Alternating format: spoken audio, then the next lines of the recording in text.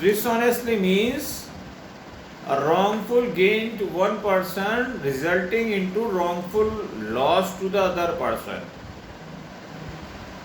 Wrongful gain to one person and wrongful loss to another person. If somebody is wrongfully gaining, it will certainly result in wrongfully losing. Somebody will be wrongfully losing, only then a person can be in wrongful gain. So this is all about the mens rea of the cheating, the deception, the fraudulently, the dishonestly. Now we will break this definition of cheating to make it easier.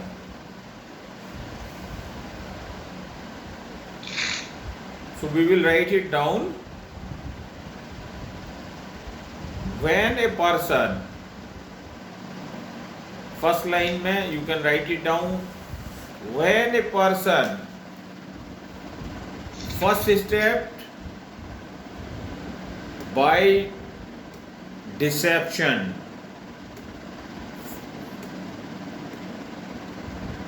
first and foremost element of this cheating is that deception is in his mind.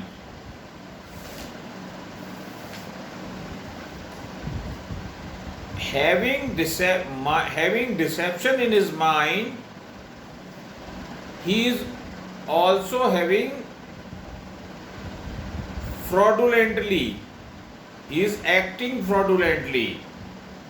So first step is by deception, second step is acting fraudulently or acting dishonestly.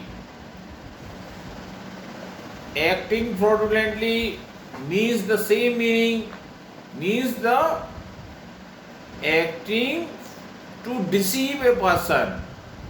Fraudulently, as when used as an adjective, means to acting to deceive a person. And acting dishonestly means acting with an intention of wrongful loss and wrongful gain.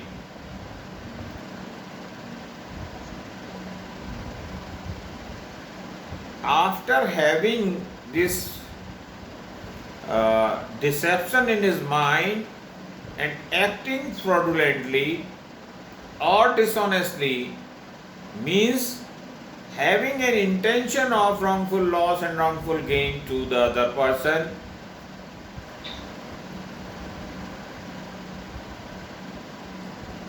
Next step would be induces.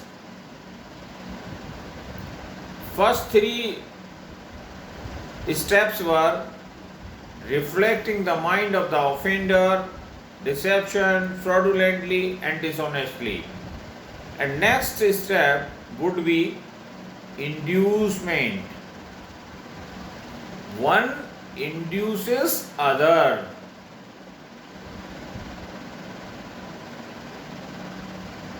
So this inducement is an overt act here.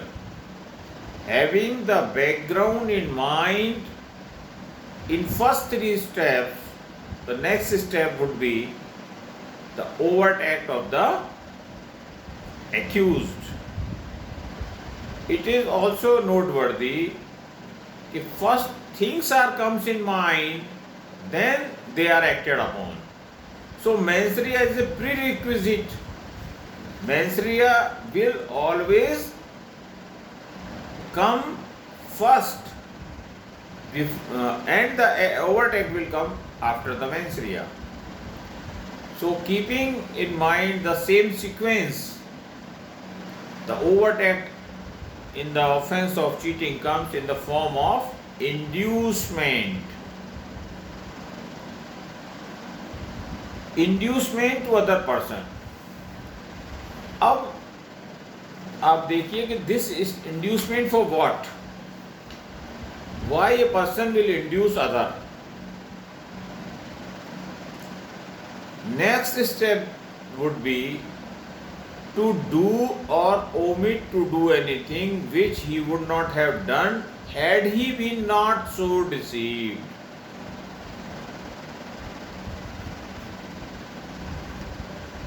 और एक part इसका और है, to deliver any property. यहां से ये definition दो part में ब्रेक हो जाती है. पहला पार्ट है कि जहां inducement is for delivery of any property, and second part is inducement is for comparing a person to do or inducing to do or omit to do anything which he would not have done had he not been so deceived. So first three steps of the mens rea: deception, fraudulently, dishonestly. Having these three elements in mind, such person induces. Next step would be what? Inducement for what? Inducement to deal with his property. We have deliberately using the word deal with, not the delivery of the property, because to deal with property will cover more cases and will be comprehensive term. Because if a person is induced for the delivery of a property, it's okay. A person may be induced to consent the retention of the property. If a person has already taken some medicine from you, and you are supposed to return these medicines, and you having a deception in your mind and acting fraudulently or dishonestly, that you will be gained,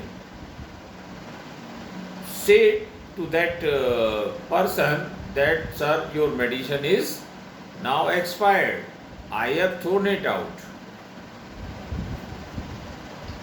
Why have you said so?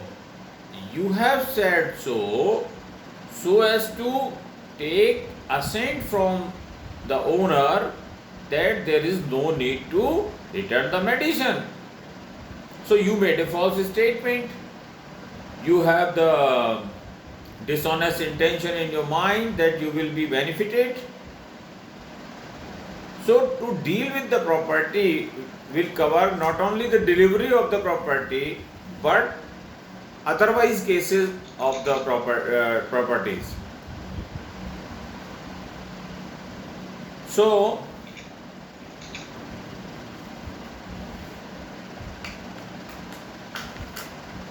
offense of cheating is completed here. 3 points of the mens rea: 1, overtake of inducement with a specific purpose to deliver or to deal with his property. Offense of cheating is completed here. So here it is the first part of the cheating, definition of the cheating. The other section, other segment of the cheating, which section 415 says, is that having all these three elements,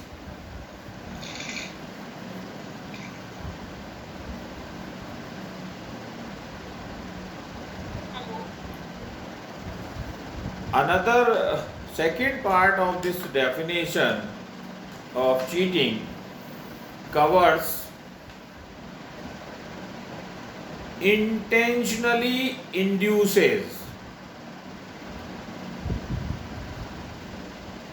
In first part, by deception or fraudulently or dishonestly. This is the mens rea for the first part.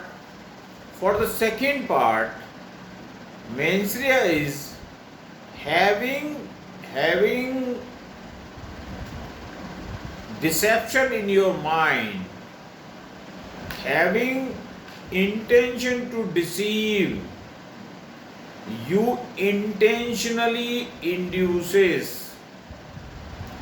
So having idea of deception in your mind is common to both the categories. But what is making different one from other is that for the first category, you need to act fraudulently. You need to act dishonestly. But for second category of cases, which is not concerned with the dealing with the property, having deception in your mind, intentionally inducement is enough. Intentional inducement is enough. Intentional inducement for what? Intentional inducement to do or omit to do anything which he would not have done had he been not so deceived. आप उसको ऐसे कार्य के लिए उत्प्रेरित कर रहे हैं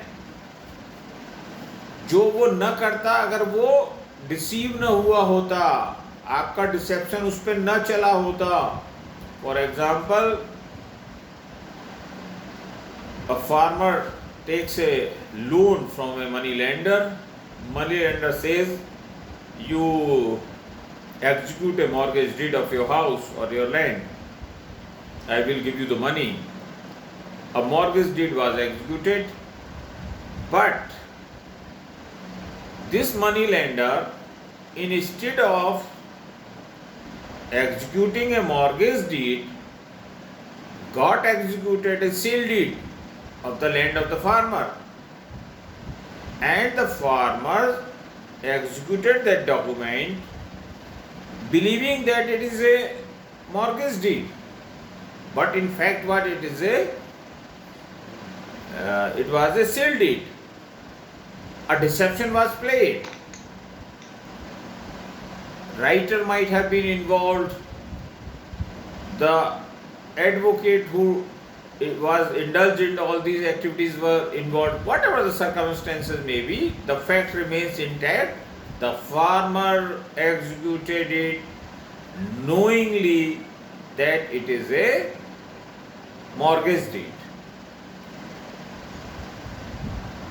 Had you not been played your deception, he would not have signed it. He would not have executed it.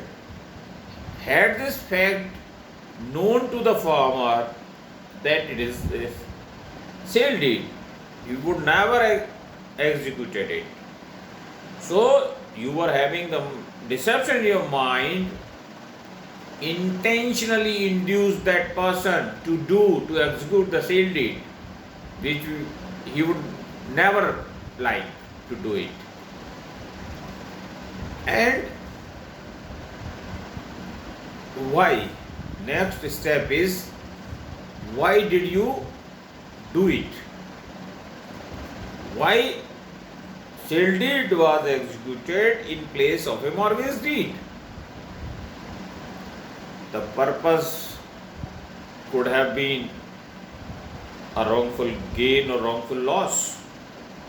Naturally, he will be the loser and the other person will be the gainer. And it will certainly cause injury, damage to that person.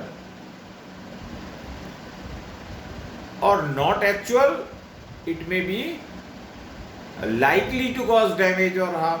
Why likely to cause damage or harm? Suppose in place of mortgage deed, the money lender got executed an agreement to sale of the property.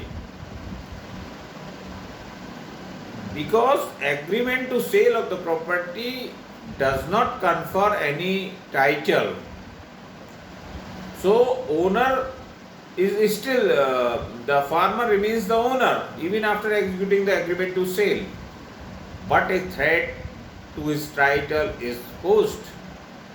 When the agreement is executed, he will be compelled to execute the sale deed in compliance of that agreement. So this will be the case of a likely to cause damage. And this likely to cause damage sometimes may be in terms of pecuniary, may be non-pecuniary. It may be a harm to your body, to your mind, to your property, to your reputation. That's why the wrongful gain and the wrongful loss covers only cases with property, because harm to body, harm to mind and reputation may not result in wrongful gain or wrongful loss. So wrongful gain or wrongful loss is restricted to the property. Whenever the case of property, it is restricted. That's why this is the reason why why covering the offense of cheating, why defining the offense of cheating in a comprehensive way, these two different sections, two different footings were created, aimed at to cover the human behavior, keeping in mind his brain, whatever is or whatever could be run in the mind of a person. So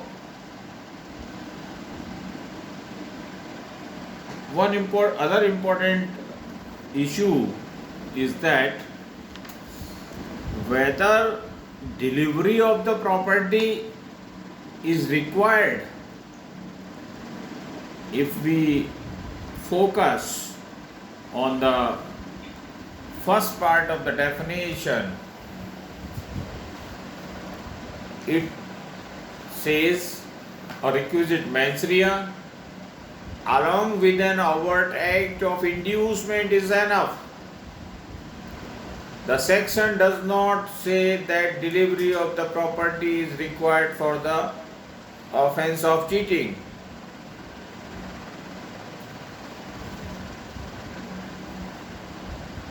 So, offense of cheating is completed as soon as you induces with a requisite mens rea.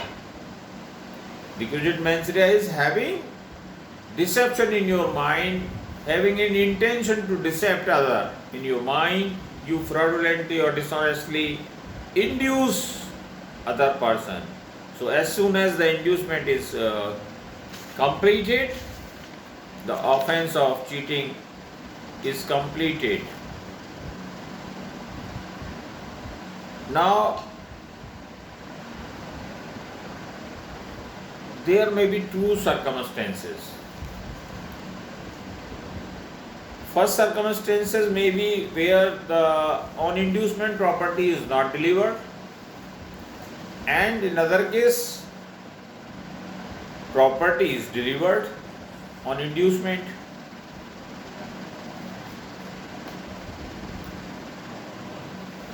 In both the case, the offense of cheating is complete. As I told you, the offense of cheating is completed as soon as the inducement is completed. So offense of cheating is here completed. Now, the delivery of this property or non-delivery of the property will affect the further nature of this offense of cheating. If the property is delivered,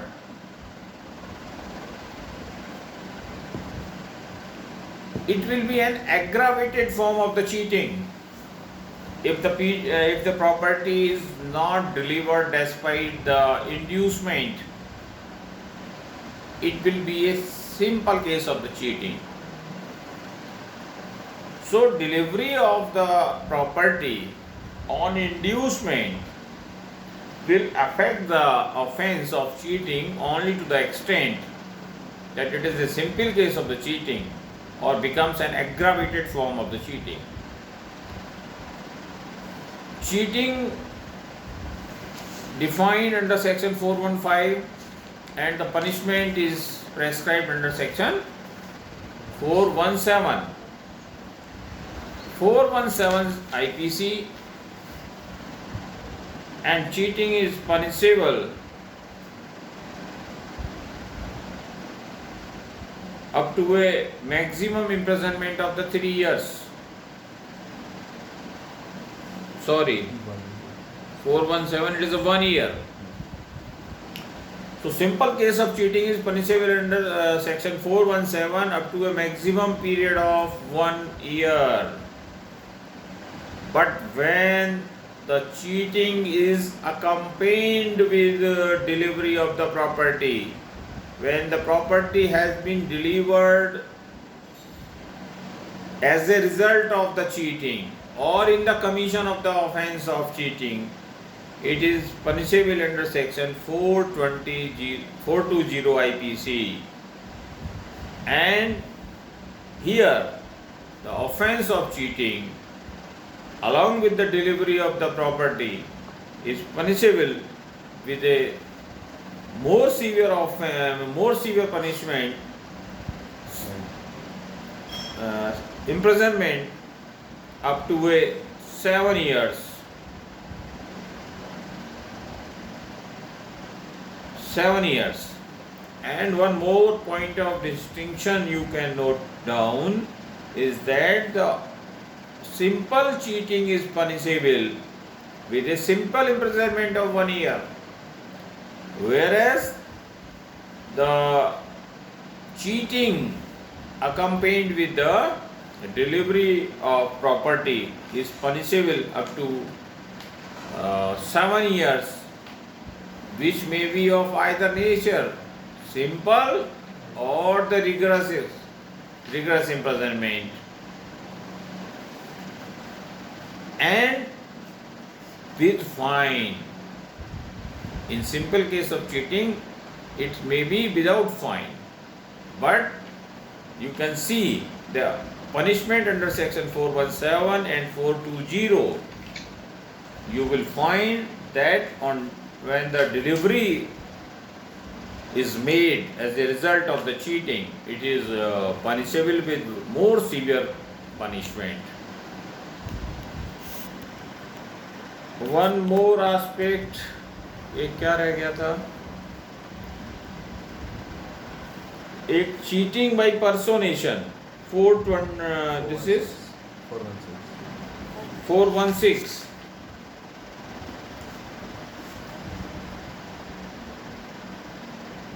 Cheating by personation, where one pretends to be other, where A pretends to become B or anybody else and does all those acts which are required for the offense of cheating under section 415. He is said to commit the offense of cheating by personation, as is clear from the head of the section that cheating by personation. One is personating other. So cheating by personation is also an aggravated form of the cheating.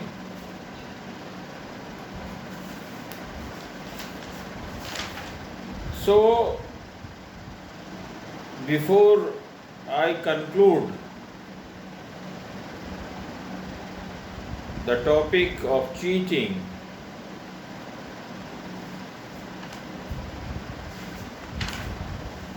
you must be very much clear the terms used in the definition clause representing the mens rea and also the overt act needed and also delivery of the property and also second aspect of the cheating when a intentionally induces other to do what he is not legally entitled to do.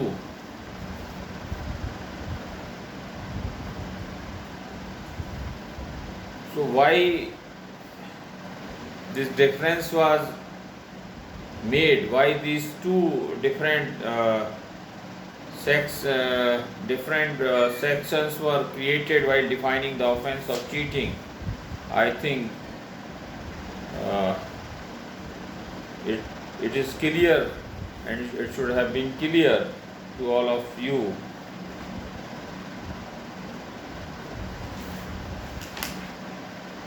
One